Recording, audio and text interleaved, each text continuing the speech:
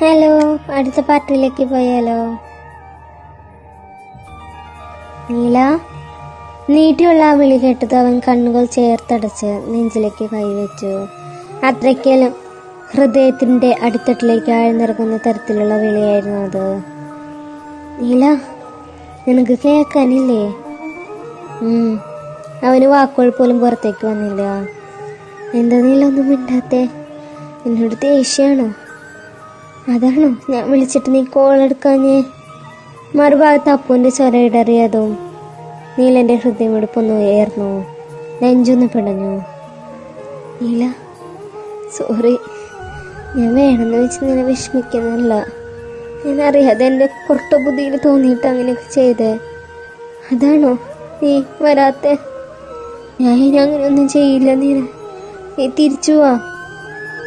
ഞാൻ ഹോസ്പിറ്റലിലാണ് അപൂർണ. അയ്യോ, നിനക്കെന്താ പറ്റിയേ? അവൾ കരയാൻ തുടങ്ങിയിരുന്നു. നീ ഇങ്ങനെ കരയാതെ അപൂർണ? എനിക്കൊന്നുമില്ല. നമ്മുടെ രമ്യ പ്രസവിച്ചു. ഇന്നലെ ഉച്ചയ്ക്ക് വല്യമ്മ രമ്യക്ക് വയ്യാന്ന് പറഞ്ഞ് വിളിച്ചിരുന്നു. ഞാൻ അവിടെ എത്തുമ്പോഴേക്കും അവൾക്ക് തീരെ വയ്യാതെയായിരുന്നു. അവിടെ നിന്ന് നേരെ ഹോസ്പിറ്റലിലേക്ക് പോയി. അവിടെ ആകെ തിരക്കും ബഹളമൊക്കെ ആയി. സിസേറിയനായിരുന്നു. ബ്ലഡ് കുറെ പോയി. ആകെ കോംപ്ലിക്കേറ്റഡ് ആയിരുന്നു. പിന്നെ നിന്റെ കോള് കണ്ടപ്പോഴേക്കും ഒരുപാട് രാത്രിയായിരുന്നു. അതാ പിന്നെ വിളിച്ച് ബുദ്ധിമുട്ടിക്കാതിരുന്നത്. എനിക്ക് ബുദ്ധിമുട്ടൊന്നുമില്ല. എന്നിട്ട് ചേച്ചിക്ക് കുഴപ്പമൊന്നുമില്ലല്ലോ? എന്തുവാവയാ? പെൺകുട്ടിയാ, ശരിക്കും അവളെ പോലെ തന്നെ ഉണ്ടെന്ന വല്യമ്മ പറയണേ. രമ്യക്ക് ഇപ്പൊ കുഴപ്പമൊന്നുമില്ല. രാവിലെ അവളെ ഹസ്ബൻഡ് എത്തിയിട്ടുണ്ട്. അപ്പൊ നീ ഇന്ന് വരുമോ നീല? ഇല്ലടാ, കല്യാണം വന്നെങ്കിലും ഞാൻ അങ്ങനെ പോകുന്നത് ശരിയല്ലല്ലോ. മാത്രല്ല ഇവിടെ കല്യാണം വലിയ പരിചയമൊന്നുമില്ല. എല്ലാത്തിനും ഞാൻ തന്നെ വേണം. അവളൊന്ന് മൂളി. നീ ഇന്ന് ക്ലാസ്സിൽ പോകുന്നില്ലേ? ഇല്ല. അതെന്താ? എനിക്ക് വയ്യ. നിനക്കൊരു വയ്യാക്കില്ലേ? മര്യാദയ്ക്ക് ക്ലാസ്സിൽ പോവാൻ നോക്ക്. നീല, ഒരു നീലിനുമില്ല. വേഗം പോയി റെഡിയായേ. രാത്രി വിളിക്കോ? നല്ല കുട്ടിയായി ക്ലാസ്സിൽ പോയാൽ വിളിക്കാം. പോവാം. അത് കേട്ടത് നീലൻ ഒരു പുഞ്ചിരിയോടെ കോള് കട്ട് ചെയ്തു. നീലൻ പറഞ്ഞുകൊണ്ട് മാത്രം അപ്പു ഒന്ന് കോളേജിൽ പോയി. പിന്നെയുള്ള ദിവസങ്ങളിൽ രാത്രി നീലൻ അപ്പുവിനെ വിളിക്കുമെങ്കിലും പഠിക്കുന്ന കാര്യങ്ങളും കോളേജിലെ കാര്യങ്ങളും മറ്റുമാണ് അവൻ അന്വേഷിക്കാറുള്ളത്. ദിവസങ്ങൾ വേഗത്തിൽ കടന്നുപോയി. നീലൻ പോയിട്ട് ഇന്നേക്ക് ഒരാഴ്ച കഴിഞ്ഞു. ദിവസങ്ങളോളമുള്ള ഹോസ്പിറ്റൽ വാസം നീലന് വല്ലാതെ ക്ഷീണം പോയിരുന്നു. പതിവ് പോലെ വൈകുന്നേരം ചായ വാങ്ങിക്കാൻ പോവായിരുന്നു നീലൻ. രമ്യയുടെ പ്രസവം കഴിഞ്ഞ കുഞ്ഞിനെ കാണാൻ കല്യാണിന്റെ അമ്മയെല്ലാം വന്നിരുന്നു. എങ്കിലും 2 ദിവസം കഴിഞ്ഞ് ജോലി സ്ഥലത്തേക്ക് തിരികെ പോയിരുന്നു.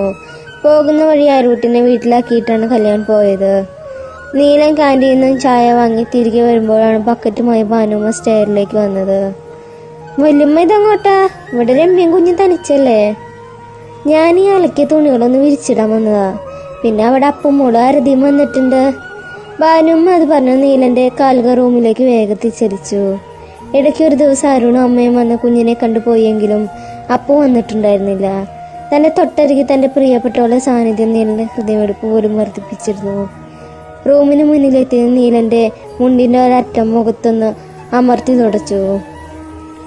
ശേഷം ഡോർ തുറന്നും ബെഡിലിരുന്ന് കുഞ്ഞിനെ കളിപ്പിക്കുന്ന അപൂർണ തല ഉയർത്തി നോക്കി. നീലനെ കണ്ടത് അവളുടെ കണ്ണുകൾ വിടർന്നു, ചുണ്ടുകൾ വിലുമ്പി. അപൂർണയുടെ മുഖത്ത് മാറിയുന്ന ഭാവങ്ങൾ നീലൻ ഒരു നിമിഷം കൗതുകത്തോടെ നോക്കി നിന്നു. അപൂർണ ബെഡിൽ നിന്ന് ചാടി ഇറങ്ങി നീലന്റെ അരികിലേക്ക് ഓടിയെത്തി. അവനെ പെട്ടെന്ന് കെട്ടിപ്പിടിച്ചു നീലൻ പിന്നോട്ട് ആഞ്ഞു. നീലൻ ഒരു കൈകൊണ്ട് അവളെ തന്നെ നെഞ്ചിലേക്ക് ചേർത്ത് പിടിച്ചു. അത്രയും സ്നേഹത്തോടെ, വാത്സല്യത്തോടെ.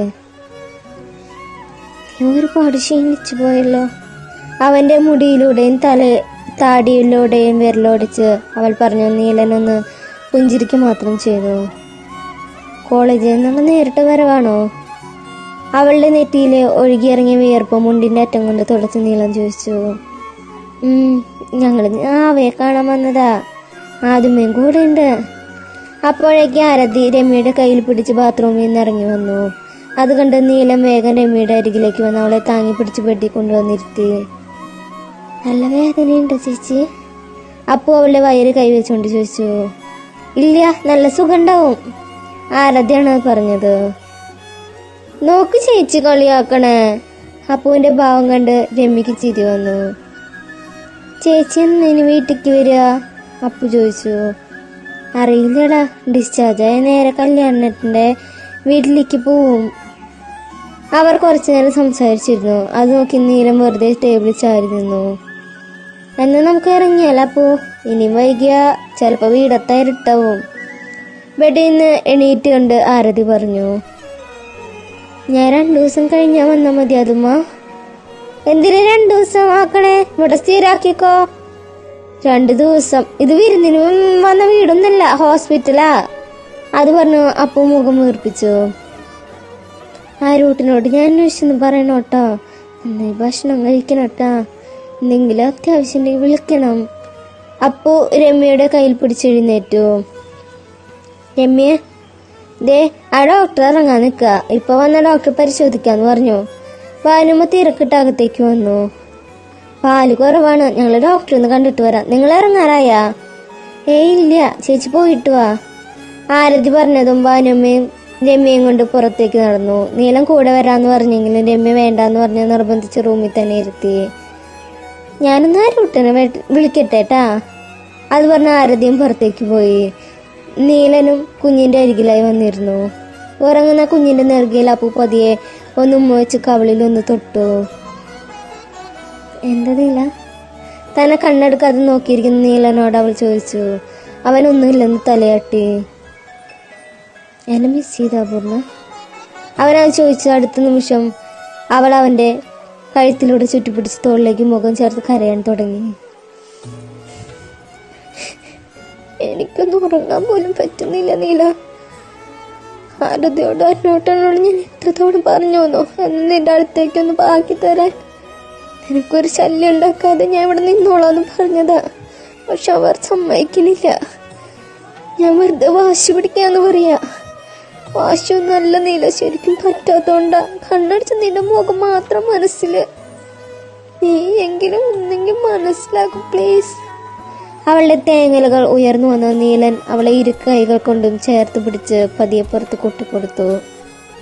കരയല്ലടാ, 2 ദിവസം, അതിനുള്ളിൽ ഞാൻ തിരിച്ചെത്തും. പിന്നെ എൻ്റെ കുഞ്ഞിനെ തനിച്ചാക്കി ഞാൻ എവിടേക്കും പോവില്ല. അവന്റെ കണ്ണുകൾ നിറഞ്ഞു വന്നിരുന്നു. എനിക്ക് തോന്നുന്നുണ്ട് നീല എനിക്ക് വാശിയാന്ന്, എല്ലാം കുട്ടിക്കളിയാന്ന്. ഞാൻ ചെറിയ കുട്ടിയല്ലാന്ന് എത്ര പറഞ്ഞിട്ട് അവർക്കൊന്നും മനസ്സിലാവുന്നില്ല. ചില സമയത്ത് എനിക്കത് കേൾക്കുമ്പോൾ വല്ലാതെ ദേഷ്യം വരാം. കരച്ചിലിനിടയിലും അവളുടെ മൂക്ക് ചുവക്കുന്നതും മുഖം ദേഷ്യം കൊണ്ട് വിറക്കുന്നതും നീലൻ അതിശയത്തോട് നോക്കി. ഞാൻ എന്നോട് പറയാം, ഇനി എൻ്റെ കുട്ടിയോട് അങ്ങനെയൊന്നും പറയില്ലേന്ന്. ഇപ്പൊ കണ്ണൊക്കെ തുടച്ച് നല്ല കുട്ടിയായിരുന്നേ. നീലൻ അവളുടെ കണ്ണ് തുടച്ചു കൊടുത്തു. കുറച്ചു കഴിഞ്ഞും ഫോൺ ചെയ്തു കഴിഞ്ഞ് ആരതി അകത്തേക്ക് വന്നിരുന്നു. അപ്പുവിന്റെ മുഖം കണ്ടപ്പോൾ തന്നെ അവൾ ഒരുപാട് കരഞ്ഞു എന്ന് ആരതിക്ക് മനസ്സിലായിരുന്നു. സമയം കുറേ ആയില്ലേ, ഇനി നിന്ന് ഞങ്ങളും വൈകും, ഇറങ്ങാൻ നോക്കിക്കോളൂ നീലം പറഞ്ഞു. എന്തായാലും അവർ വരട്ടെ കാർത്തിയേട്ടാ. ആരതി കുഞ്ഞിന്റെ അപ്പുറത്ത് വന്നിരുന്നു.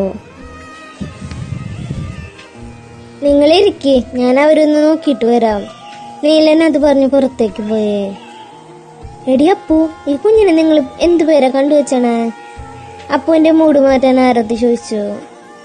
ഒരു പേരും കണ്ടുവച്ചിട്ടില്ല. എന്നാ നമുക്ക് കണ്ടുപിടിച്ചാലോ? അതവർക്ക് ഇഷ്ടാവോ? നമുക്ക് സജസ്റ്റ് ചെയ്യാലോ. ഇഷ്ടമെങ്കിലോ അവരിട്ടോട്ടെ.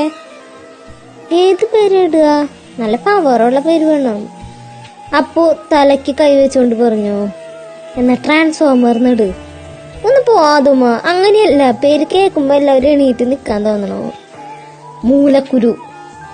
നിന്നോടൊക്കെ ചോദിച്ച അപ്പുവിന് അതും വേണ്ടിയുള്ള കളിയൊക്കെ കേട്ട് ദേഷ്യം വരാൻ തുടങ്ങിയിരുന്നു.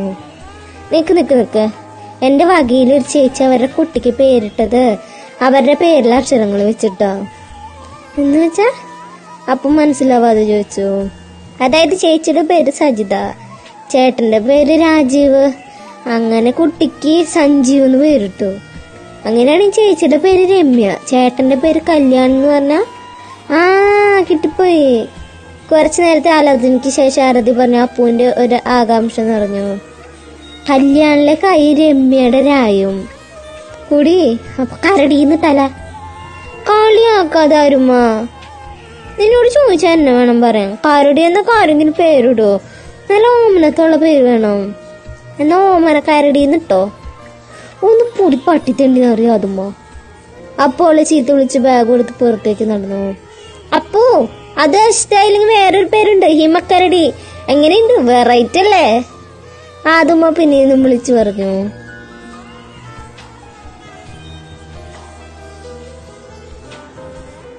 സപ്പോർട്ട് ചെയ്ത എല്ലാവർക്കും നന്ദി. പുതിയൊരു വീഡിയോ ആയിട്ട് നാളെ കാണാം. അപ്പോൾ നല്ലൊരു ദിവസം നേരുന്നു. താങ്ക്